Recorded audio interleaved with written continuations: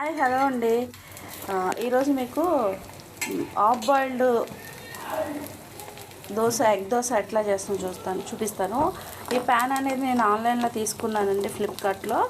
అందుకని మనకి దేనికి తగ్గట్టుగా అది ఎగ్ పగలు కొట్టేసి ఇట్లా వేసేసుకుందాం. మనకి హాఫ్ బాయిల్డ్లో ఏంటంటే కారం అవన్నీ కాకుండా ఓన్లీ మిరియాల పౌడర్తో చేసుకుందాం. మనకి ఇదిగోండి మార్కెట్లో ఇలాగా మిరియాల పౌడర్ క్రషర్ దొరుకుతుందండి. ఇట్లాగా దీనికి లిడ్ తీస్తే ఏంటంటే ఇదిగోండి ఇక్కడ బ్లేడ్ అనేది కనిపిస్తుందా మీకు? దాన్ని చూపిస్తాను చూడండి, ఎలా రొటేట్ చేస్తే మనకి క్రష్ అవుతుందా అనేది. ఇది ఒకటి ఉండాలండి కంపల్సరీ కూడా. చాలా బడ్జెట్ ఫ్రెండ్లీలో వచ్చేసింది ఇది. ఇది మామూలుగా అయితే వుడెన్ది కానీ స్టీల్ది కానీ చాలా కాస్ట్ ఉంది.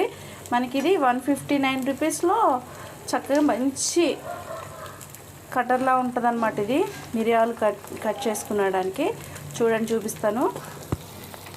ఇప్పుడు ఇదిగోండి ఈ క్రషర్ని మనం ఇక్కడ లిడ్ ఉంది కదా, లిడ్కి ఇట్లాగా అటు ఇటు రొటేట్ చేస్తూ ఉండాలి. వెనక్కి ముందుకి ఇట్లా రొటేట్ చేస్తే మిరియాలు అనేది క్రష్ అవుతుంది అనమాట. మనం టీలో కూడా దంచుకునే పని ఉండదండి. 2 సార్లు గట్టిగా ఇట్లా మడిపోతూ ఉంటే చక్కగా ఇదిగోండి మిరియాలు చూస్తారా ఎలా క్రష్ అయ్యాయో. మీకు కూడా ఇలాంటిది ఏమైనా కావాలనుకుంటే రిలయన్స్ డీమార్ట్లో కంపల్సరీ దొరుకుతున్నాయండి. బడ్జెట్ ఫ్రెండ్లీలో దొరుకుతున్నాయి.